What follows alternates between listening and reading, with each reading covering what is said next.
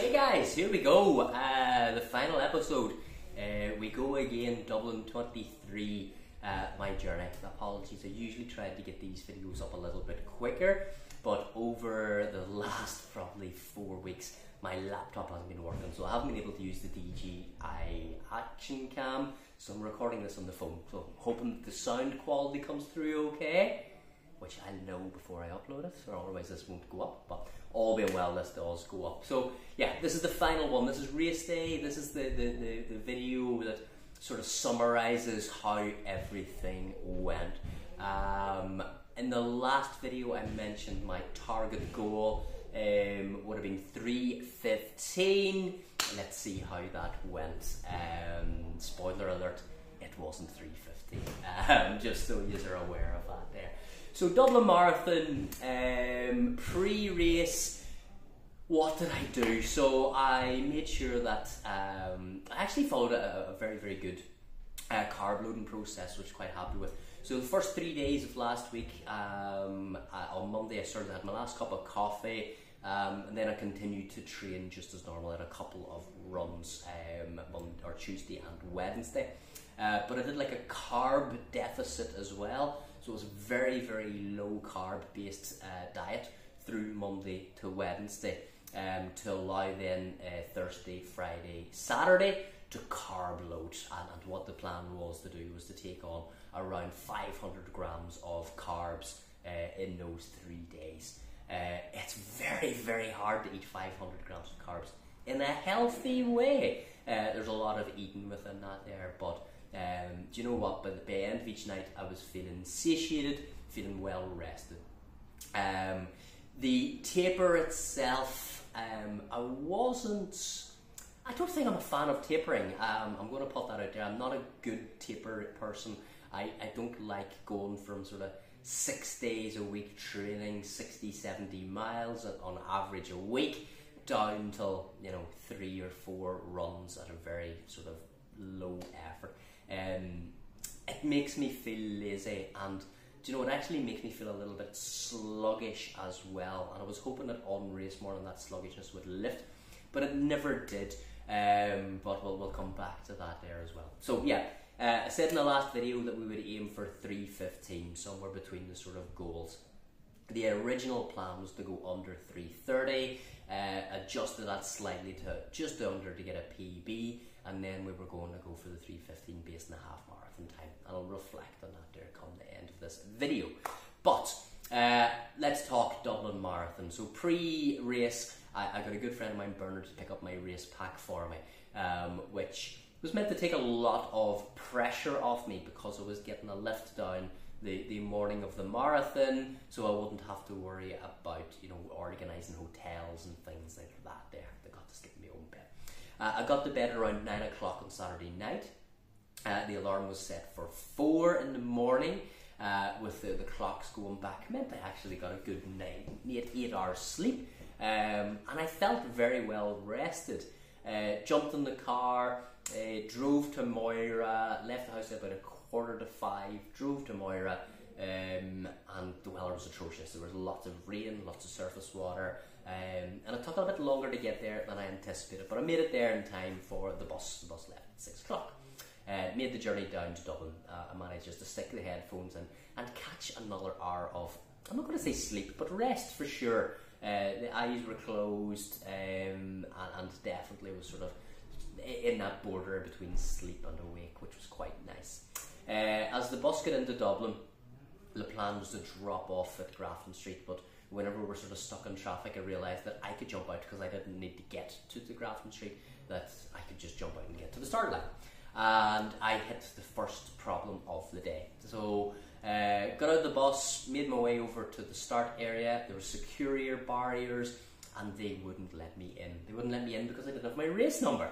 And no matter how much I tried to explain that my race number was already in the starting pens, because that's where my friend Bernard was, they were just adamant they weren't going. So tried to ring him, tried to get him to come out. He went to the wrong security barriers. There was a bit of confusion because they were saying that's the only one. And in the end, I just about made it into the bag drop area in time. Made it there for about 8:15, whereas I really wanted to be in there for more like 7:45. So it left me a little bit sort of rushing about and didn't get to really do much of my pre-race routine. So I didn't get to eat again. I already had my breakfast, didn't get to eat an early snack. I had to queue for the toilet, managed just to make it in time, and I got out of the toilet after getting pinned up, photos taken, bag dropped, got into the back of the pen, wave 1, just with 1 minute to spare.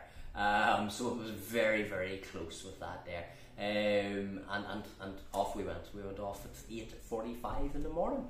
So I'm going to run through the race as best that I can remember. There's a few bits that are blurry, but there's a few key things that stick out to me.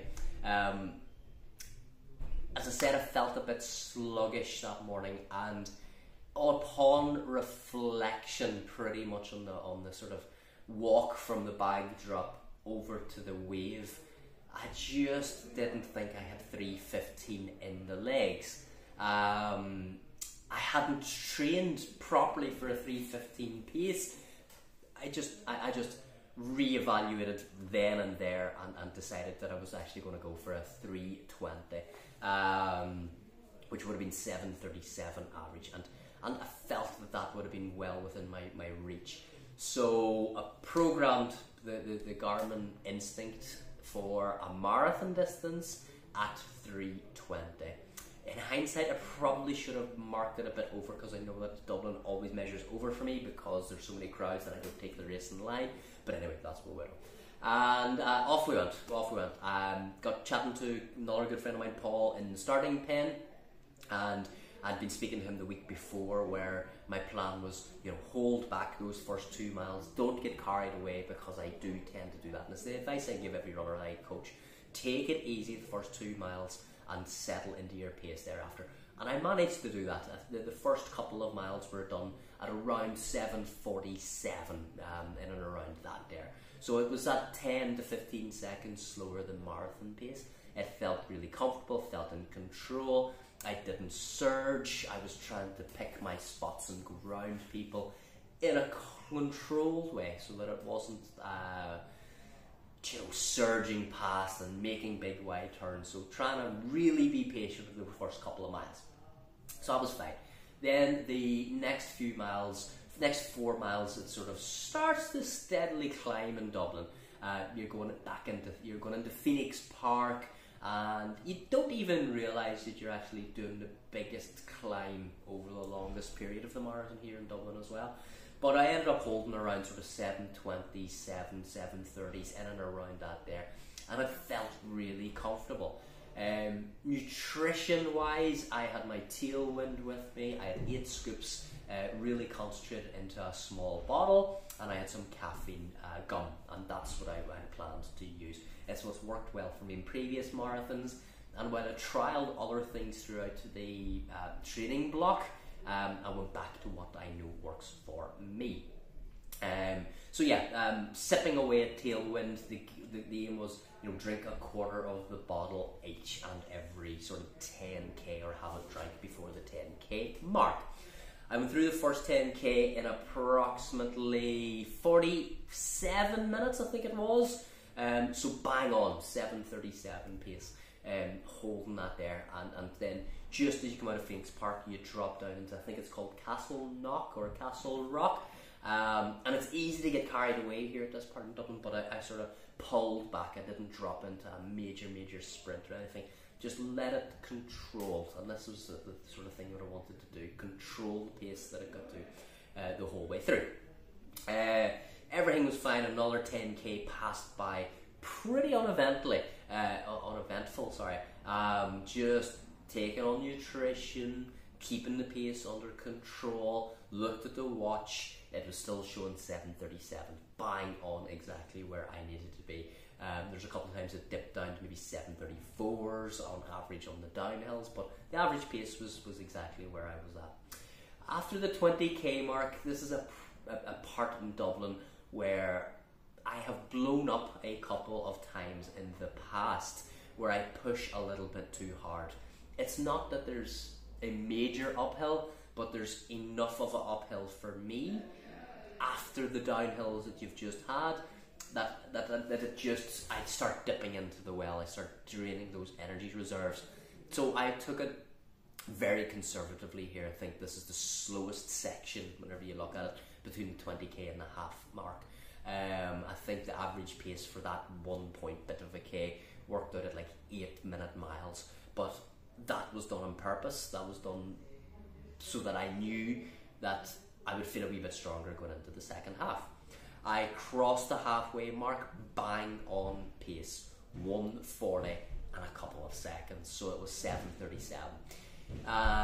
The goal now at this stage was to hold this pace and then speed up for the final 10k for a nice strong finish. That didn't actually work out too well for me. Held the pace for another 3 miles, and about mile 16, whenever I wanted a little bit of zip in the legs, a little bit of oomph, I just couldn't find it. It just wasn't there. It felt like lead. It just felt a bit of a struggle, even to hold the 7:37s. And there's still 10 miles to go in this marathon. It's a long way to go. I did a little bit of mental arithmetic, and I sort of thought, right, well, where I'm at the moment, I can drop the pace slightly, but I'm not going to hit 3:20. I just knew at this stage, based on how I was feeling. Took on a caffeine gum at this stage. Can't even remember the brand of it. It was very, very strong. Whenever I took it on, it within about 5 minutes it just hit, and it hit the head. It gave a real good lift mentally, but physically it didn't actually give me that sort of lift that I sort of wanted. Didn't take away any pain. While it was hurting, I sort of knew I could hold what I was doing. So the pace dropped. I'm not going to say it dropped significantly, but it definitely dropped off. The next few miles, in previous years, I remember there being a bit of a hill at 18 miles. I remember having to walk it in previous incarnations of Dublin Marathon, and I sort of hit the 19-mile mark, and I was like, oh, where did the hill go? So even though the pace had dropped a wee bit, I know that I'm a lot fitter than I had been in previous years going into Dublin Marathon, because that hill just came and went and felt like nothing. The next couple of miles ticked away quite nicely, to get to the point where I was sort of hitting around mile 22, where the infamous Heartbreak Hill comes, and you sort of go round a bit, turn to the left, and you're up a wee hill, and then it levels off. And then I was like, is that... My memory sort of was a bit jaded from previous incarnation.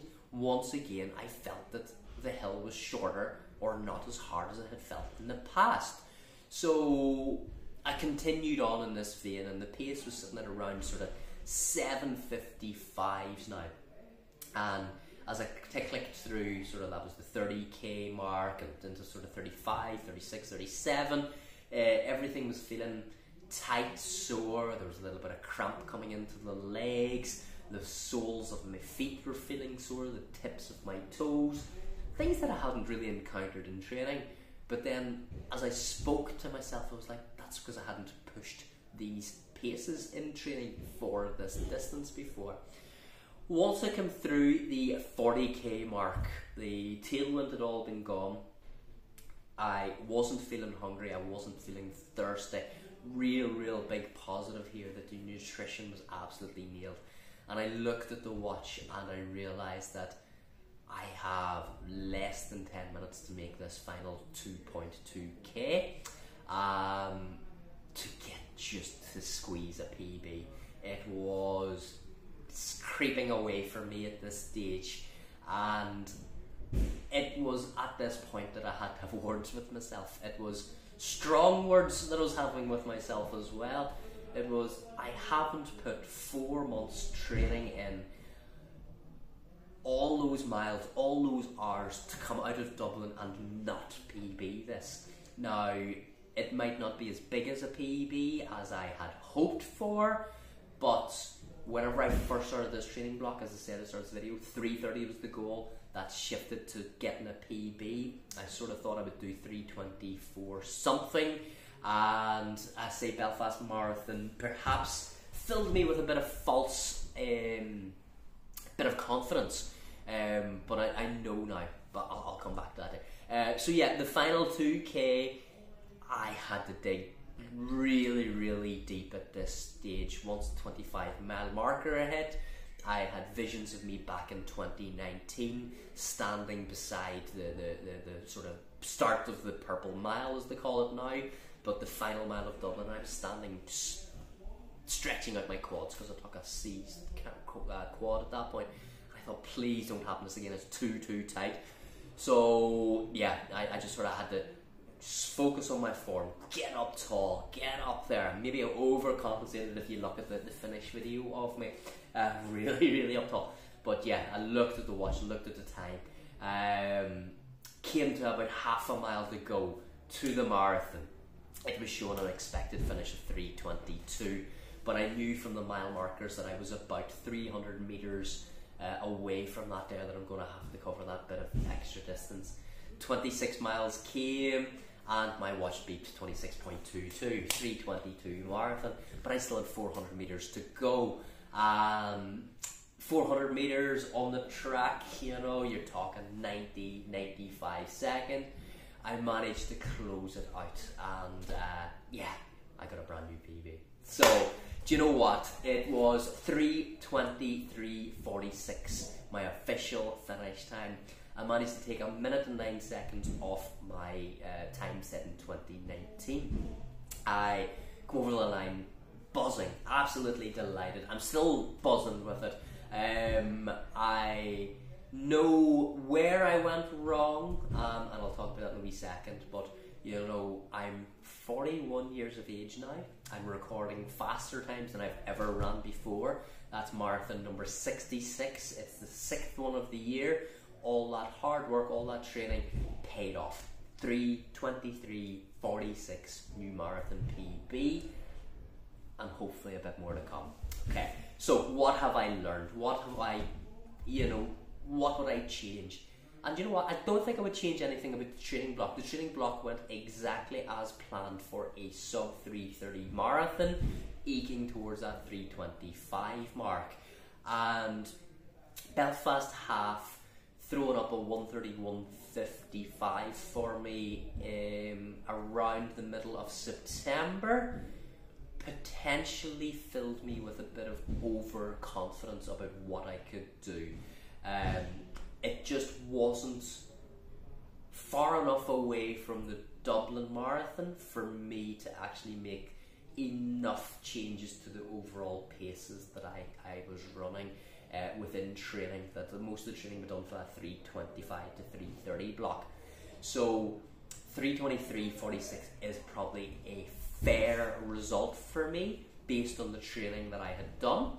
So for the next block, what I'll do is I'll be a little bit more confident early on in the training. I'll know where I stand now that I've recorded that time and I've got that new PB.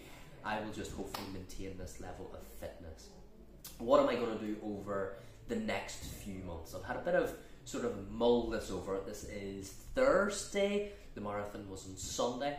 I haven't signed up to Dublin next year. It's one of my favourite events, one of my favourite races, but from a pure price point of view, coming so close after the marathon, I find it hard to justify spending €115 2 days after the marathon, and that's all they give you 2 days in to sign up.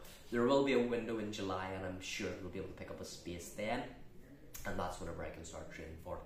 But over winter, I'm going to aim to probably do a few cross-country events. I want to give them a good go. I know I'm never going to win them, but I think they'll be very good for building leg strength. I'm going to add strength and conditioning in over winter as well, just to help build even more strength in the legs, especially in the hip flexors. I feel that they need a lot more work. There's a little bit of work I want to do with the right leg.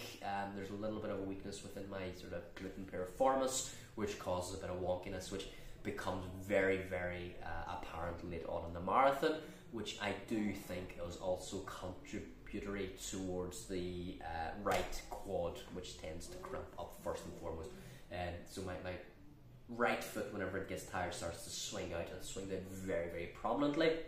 And whenever it lands on the ground, it's sort of like a 45-degree angle, and then twists, and then a push off. So that's obviously causing problems up there. I've never taken the time to really fix that there or look at it. But I think if I want to go quicker over the marathon distance, it's going to be something I'm going to have to address. So I'll spend a bit of time over winter working on that.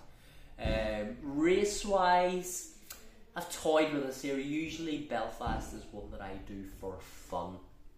I've got a bit of a reputation for doing fancy dress. You might have seen some of the videos with the croc and the little trainers that I've done up here before. So I potentially going to give Belfast a race next spring, see how it feels. But yeah,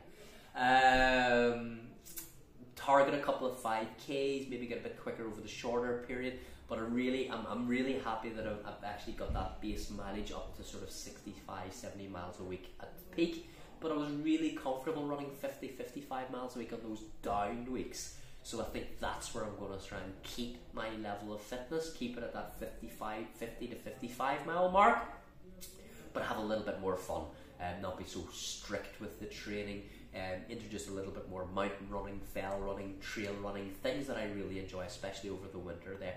And come sort of January, February time, that's whenever I can sort of start to ramp up the training into Belfast, which is usually start of May. Maybe do a 12-week block rather than having to do a full 20-week block, build up that fitness. So I think that's the goal. That's subject to change, but yeah, very good. So look guys, I'll wrap up this video now. I just want to say a huge thank you to every single person who has followed me on this journey. There's been a lot of messages and comments, and people just sort of wishing me luck, and I really appreciate that.